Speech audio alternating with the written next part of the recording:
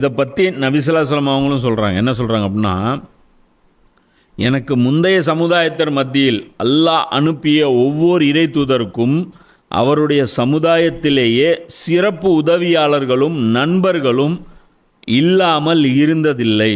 அவர்கள் அந்த இறை தூதரின் வழிமுறையை கடைபிடிப்பார்கள். அந்த மாதிரி சிறப்பு நண்பர்களை அல்லாஹ் ஏற்படுத்தி கொடுப்பான். எனக்கு முன்னாடி வரைக்கும் அப்படி ரூல் இருந்துச்சு. இது முஸ்லீமில் 80வது செய்தி அவங்க சொல்கிறாங்க. சொல்லிட்டு சொல்கிறாங்க, அதுக்கப்புறம் சில பேர் மோசமானவங்க வருவாங்க. அதுக்கு அடுத்தடுத்த ஜென்ரேஷன் கேடு கெட்டது வரும். அவங்க என்ன பண்ணுவாங்க, எங்களுடைய போதனைகளுக்கு மாற்றமாக நடப்பாங்க. அந்த நேரத்தில் அவங்களோட யார் சண்டை போட்டாங்களோ அவன் மூமின்னு, யார் வாய் மூலமாக சண்டை போட்டானோ அவன் மூமின்னு, யார் அவனுடைய அந்த செயலை வெறுத்தானோ அவன் மூமின்னு.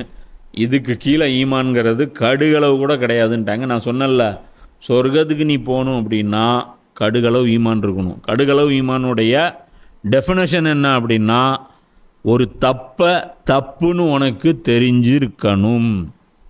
இது கடுகளவு ஈமான்.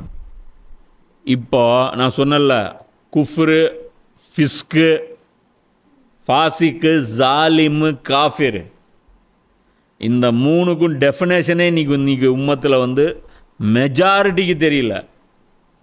இது தெரிஞ்சால் மட்டும்தான் கடுகளவு ஈமான் உங்களால் ஏற்படுத்த முடியும். இப்போ நான் செய்கிற வேலை பெரிய வேலைலாம் இல்லை. அந்த கடுகு உண்டாக்க முடியுதா, என்னால் எப்படியாவது முடியும் போது எத்தனை பேரை முடியுதோ அதனால் ஒரு கடுகு உண்டாக்க முடியுமோ, இதுதான் வேலை செஞ்சுட்டு இருக்கோம்.